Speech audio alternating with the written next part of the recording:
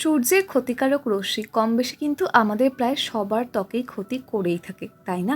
Suntan কিন্তু প্রচণ্ড পরিমাণে পড়ে যায়, আর সেই সানট্যানটা তোলার জন্য পরিশ্রম কিন্তু বেশ ভালোই করতে হয়। আবার তার মধ্যে অনেকের আবার ব্ল্যাকহেডস, হোয়াইটহেডস এই সমস্যা আছে। তার উপর আবার স্কিনটা অনেক সময় ডাল হয়ে যায়, ডিহাইড্রেটেড হয়ে যায়, যেন মনে হয় কোনো গ্লো নেই স্কিনের মধ্যে।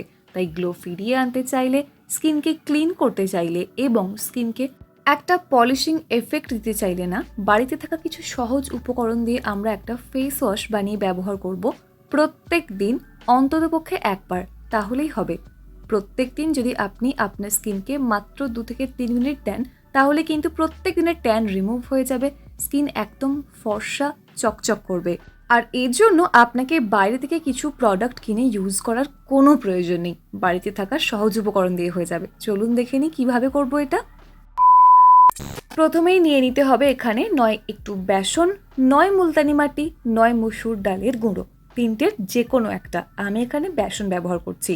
পরিমাণ মতো নিলেই হবে, অবশ্যই পরিমাণ কম বেশি করতেই পারেন, কোনো সমস্যা নেই। তবে মুলতানি মাটি প্রত্যেকদিন ব্যবহার করলে আবার স্কিনটা অনেক বেশি ড্রাই হয়ে যেতে পারে, সে কারণে বেসন এখানে আদর্শ কাজ করবে। যদি স্কিনে কোনো রকমের মেকআপ থাকে তাহলে সেই মেকআপটা অবশ্যই ভালো করে রিমুভ করে নাও। রিমুভ করার পর কিন্তু এই ফেস প্যাকটা অ্যাপ্লাই করতে হবে। বেসন আমাদের স্কিন থেকে না সুন্দর করে ট্যান রিমুভ করে, ব্ল্যাকহেডস হোয়াইটহেডসকে রিমুভ করতে হেল্প করে, এছাড়াও স্কিনকে সুন্দর করে ক্লিন করে দেয়। এরপর এর মধ্যে আমি মিক্স করে নেব কিছুটা পরিমাণে অরেঞ্জ পিল পাউডার। দেখো, ডাইরেক্ট লেবুর রস ব্যবহার করলে না স্কিনে অনেক সময় স্যুট করে না, স্কিন প্রচণ্ড পরিমাণে ইরিটেশন হয়ে যায়, স্কিন লাল হয়ে যায়। সেই জন্য অরেঞ্জ পিল পাউডার এখানে যদি তোমরা ইউজ করো, সম্পূর্ণ ভাইটামিন সি পাচ্ছ, স্কিন ভীষণ চকচক করবে।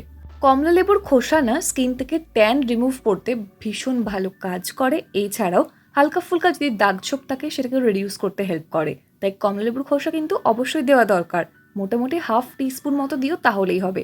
ভিডিওর ডেসক্রিপশন বক্সে দেখো লিঙ্ক দেওয়া আছে, সেখান থেকে চাইলে পারচেস করতে পারো, অথবা বাড়িতেই জাস্ট কমলা লেবুর খোসাটাকে ভালো করে ধুয়ে রোদে শুকিয়ে জাস্ট গ্রাইন্ড করে নেবে, তাহলেই হয়ে যাবে। কিন্তু অবশ্যই কমলা লেবুর খোসাগুলো সবার বাড়িতে থাকবে না এই মুহূর্তে, আমি জানি, তাই চাইলে পারচেস করে ইউজ করতে পারো। এটা কিন্তু দিতেই হবে কমলা লেবুর খোসাগুলোটা, ওকে? এরপর আমি এখানে মিক্স করছি পুরোটাকে ভালো করে একটা পেস্ট বানিয়ে নেওয়ার জন্য ভাতের ফ্যান বা ভাতের মাড়। প্রত্যেক দিন বাড়িতে ভাত তো হয়, আর সেই ভাতের ফ্যানটা ফেলে দিই আমরা, তাই না? ভাতের ফ্যান অবশ্যই ফেলে দেবে না, সেটা গাছে দিয়ে দেবে, গাছের গোড়ায়, তাহলে কিন্তু গাছ অনেক ভালো পুষ্টি পায়। আর তেমনই এই ভাতের ফ্যান কিন্তু আমাদের স্কিনকে খুব সুন্দর রাখতে সাহায্য করে, হেয়ারকেও ভালো রাখে। ভাতের ফ্যানের মধ্যে প্রচুর পরিমাণে ভাইটামিনস অ্যান্ড মিনারেলস থাকার জন্য আমাদের স্কিনকে খুব ভালো করে পুষ্টি প্রদান করতে সাহায্য করে, যার জন্য ব্যারিয়ার রিপেয়ার করতে সাহায্য করে এই ভাতের মাড়। তাই এটা নিতে কিন্তু কেউ একদম ভুলো না। অনেক সময় না আমাদের স্কিনটা প্রচণ্ড পরিমাণে ড্রাই, ডিহাইড্রেটেড লাগে, সব থেকে যেটা মেন কথা। তার জন্য এই ভাতের মাড় ভীষণ উপকারী, তাই অবশ্যই এই প্রত্যেকটা জিনিস নিয়ে ভালো করে মিক্স করে নেবে। যদি চাও ভাতের মাড়ের পরিবর্তে তোমরা কিন্তু অবশ্যই কাঁচা দুধও ব্যবহার করতে পারো, পছন্দ মতো যেরকম তোমাদের প্রয়োজন পড়বে সেরকম নিয়ে নিও। শুধুমাত্র অয়েলি স্কিন হলে তাহলে কিন্তু তোমরা কাঁচা দুধ একদমই ব্যবহার করো না, ভাতের মাড়ি নিও। নিয়ে ভালো করে প্রত্যেকটা উপকরণ খুব ভালো করে এখানে আমরা মিক্স করে নিচ্ছি। মিক্স করে নেওয়ার পর এই পেস্টটা কিন্তু তোমরা ফ্রিজের মধ্যে রেখে দিতে পারো, মোটামুটি 2 থেকে 3 দিন পর্যন্ত ভালো থাকবে, ঠিক আছে? প্রত্যেক দিন এটা স্পেশালি তোমরা রাত্রিবেলা ইউজ করো, স্কিন কেয়ার করার ঠিক আগে ভালো করে মেকআপ থাকলে রিমুভ করে নাও, বা সানস্ক্রিন থাকলে সেটাকেও প্রপারভাবে কিন্তু স্কিনটাকে ওয়াশ করে নাও, বা যে কোনো মাইল্ড ক্লেন্সারও ইউজ করতে পারো। তারপরে এটাকে ভালো করে স্কিনের মধ্যে অ্যাপ্লাই করে নাও।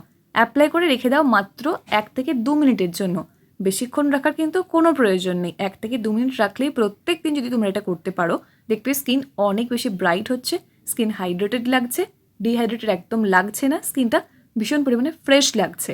অ্যাপ্লাই করে জাস্ট 1 থেকে 2 মিনিট রেখে ভালো করে, বিশেষ করে নাকের চারপাশে, থুতনিতে, কপালে, এই এরিয়াগুলোয় না হালকা হাতে একটু রাব করে নাও, তাহলে দেখবে ব্ল্যাকহেডস, হোয়াইটহেডস কিচ্ছু থাকবে না, স্কিন থেকে সুন্দর করে ধীরে ধীরে উঠে যাবে। তবে অবশ্যই প্রত্যেক দিন ব্যবহার করলে খুব ভালো রেজাল্ট পাবে। এভাবে অন্ততপক্ষে 1 সপ্তাহ করে দেখো, তাহলেই তোমার স্কিনের মধ্যে একটা খুব সুন্দর চেঞ্জেস তো দেখতেই পাবে। আর প্রত্যেক দিন ব্যবহার করার ফলে 1 মাস পর দেখবে তোমার স্কিন খুব সুন্দর ঝকঝকে চকচকে ফর্সা উজ্জ্বল হয়ে গেছে।